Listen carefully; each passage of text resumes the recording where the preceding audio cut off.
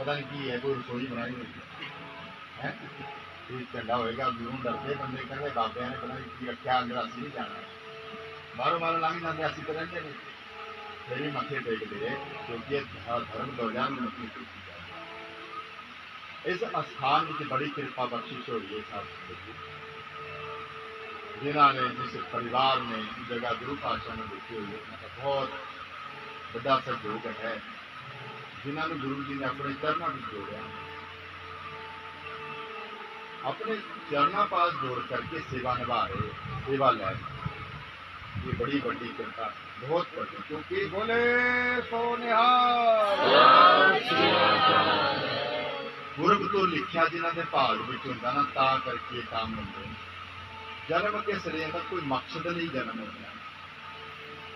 आम बंदा तो आके चला जाता है कहते ना कि मेरा नाम